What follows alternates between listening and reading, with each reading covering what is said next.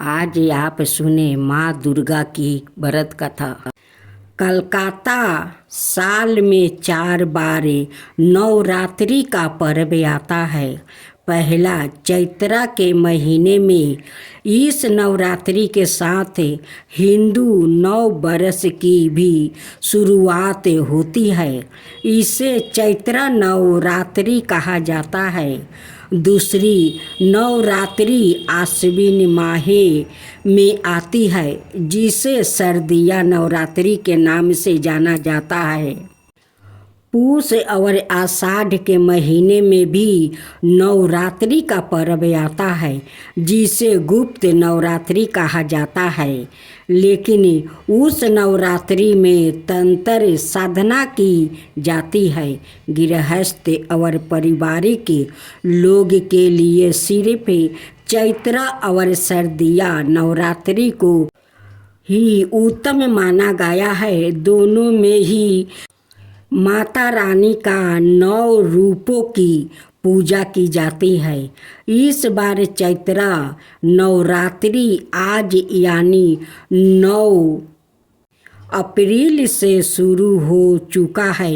इस मौके पर यहाँ जानिए आखिर चैत्र नवरात्रि शारदीय नवरात्रि से कैसे अलग है। चैत्र नवरात्रि मानने का कारण कहा जाता है कि जब धरती पर महिषासुर का आतंक काफ़ी बढ़ गया और देवता भी उसे हरा पाने में असमर्थ हो गया, क्योंकि महिषासुर का वरदान प्राप्ति था कि कोई भी देवता या दानव उस पर विजय प्राप्ति नहीं कर सकता। ऐसे में देवताओं ने माता पार्वती को प्रसन्न कर उनसे रक्षा का अनुरोध किया। इसके बाद माता रानी ने अपने अंश से 9 रूप प्रकट किया, जिन्हें देवताओं ने अपने शास्त्र देकर शक्ति संपन्न किया। यह कर्म चैत्र के महीने में प्रतिपाद तिथि से शुरू होकर 9 दिनों तक चला। तब से इन 9 दिनों को चैत्र नवरात्रि के तौर पर मनाया जाने लगा।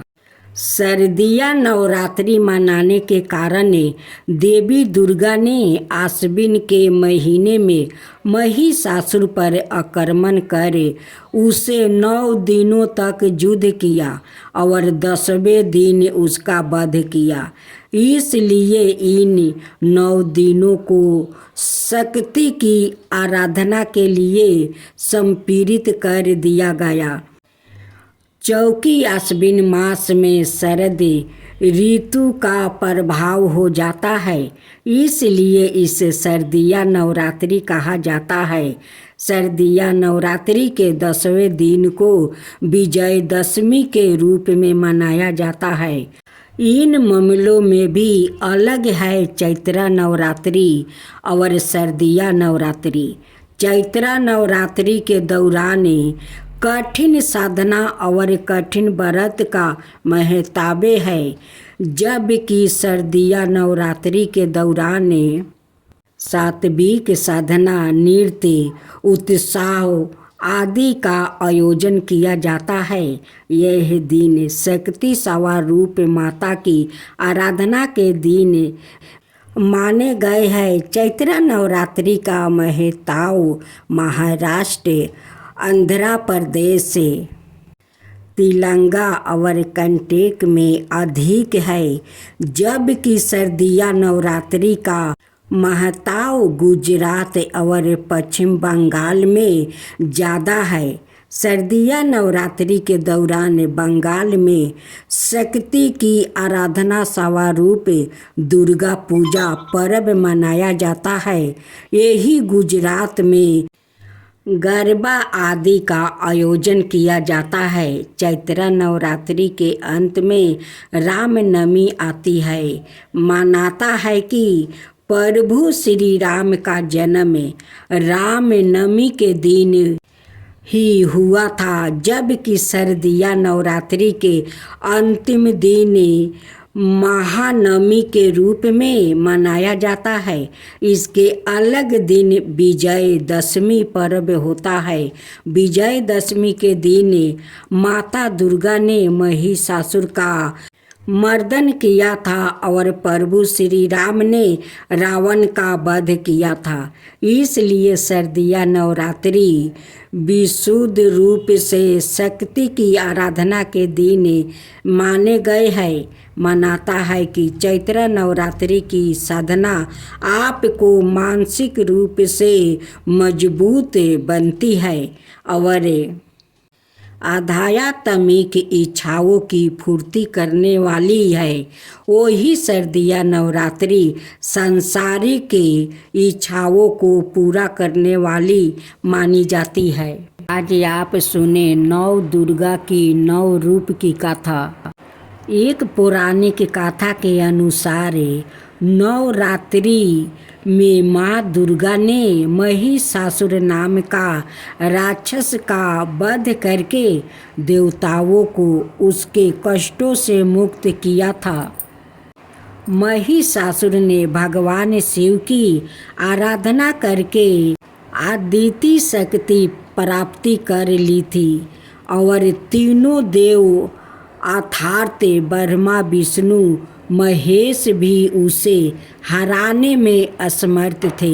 महिषासुर राक्षस के अंतक से सभी देवता भयभीत थे। उस समय सभी देवताओं ने अपनी अपनी शक्तियों को मिलाकर दुर्गा को अवतारित किया। अनेक शक्तियों के तेज से जन्मी माता दुर्गा ने महिषासुर का वध कर सबके कष्टों को दूर किया। कथा 2। एक नगर में एक ब्राह्मण रहता था। वो माँ भगवती दुर्गा का परम भक्त था। उसकी एक कन्या थी। ब्राह्मण नियम पूर्वक प्रतिदिन दुर्गा की पूजा और यज्ञ किया करता था। सुमति अर्थात ब्राह्मण की बेटी भी प्रतिदिन इस पूजा में भाग लिया करती थी। एक दिन सुमति खेलने में व्यस्त होने के कारण भगवती पूजा में शामिल नहीं हो सकी। यह देख उसके पिता को क्रोध आ गया और क्रोध बस से उसके पिता ने कहा कि वो उसका विवाह किसी दलिद्रता और कोढ़ी से करेंगे।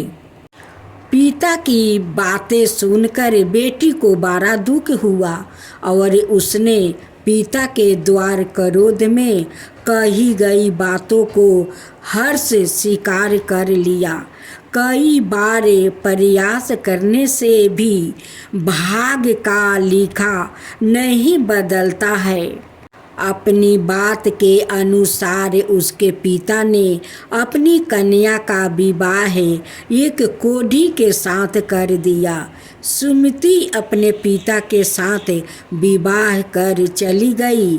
उसके पिता का घर ना होने के कारण उसे वन में घास के आसन पर रात भर कष्ट में बितानी पड़ी। गरीब कन्या की यह दशा देखकर माता भगवती उसके द्वारा पिछले जन्म में की गई उसके पुण्य प्रभाव से प्रकट हुई और सुमति से बोली, हे कन्या, मैं तुम पर प्रसन्न हूँ। मैं तुम्हें कुछ देना चाहती हूँ। मांगो, क्या मांगती हो? इस पर सुमति ने उनसे पूछा कि आप मेरी किस बात पर प्रसन्न है। कन्या की यह बात सुनकर देवी कहने लगी, मैं तुम पर पूर्व जन्म के तुम्हारे पुण्य के प्रभाव से प्रसन्न हूँ। तुम पूर्व जन्म में भील की पतिव्रता स्त्री थी। एक दिन तुम्हारे पिता भील द्वारा चोरी करने के कारण तुम दोनों को सिपाहियों ने पकड़ कर जेल खाने में कैद कर दिया था। उन लोग ने तुम्हें और तुम्हारे पिता को भोजन भी नहीं दिया था। इस प्रकार नवरात्रि के दिनों में तुमने ना तो कुछ खाया और ना ही जल पिया। इसलिए 9 दिन तक नवरात्रि व्रत का फल तुम्हें प्राप्ति हुआ। हे ब्राह्मणी, उन दिनों अनजानों में जो व्रत हुआ, उस व्रत के प्रभाव से प्रसन्न होकर आज मैं तुम्हें मनोवांछित वरदान दे रही हूँ। कन्या बोली कि अगर आप मुझ पर प्रसन्न है तो कृपा करके मेरे पति का क्रोध दूर कर दीजिए। माता ने कन्या की यह इच्छा शीघ्र पूरी कर दिया। उसके पिता का शरीर माता भगवती की कृपा से निरोगी हो गया। कथा 3। रामायण के एक प्रसंग के अनुसार भगवान श्री राम, लक्ष्मण, हनुमान वो समस्त वानरों सेना द्वारा आश्विन शुक्ला प्रतिपद से नवमी तक 9 दिनों तक माता शक्ति की उपासना करे 10वीं तिथि को लंका पर आक्रमण प्राप्ति किया था। इस तरह नवरात्रि में माता दुर्गा की पूजा करने की प्रथा के पीछे कई कथाएं प्रचलित है, जिसके बाद से ही नवरात्रि का पर्व आरंभ हुआ और माता दुर्गा की पूजा होने लगी।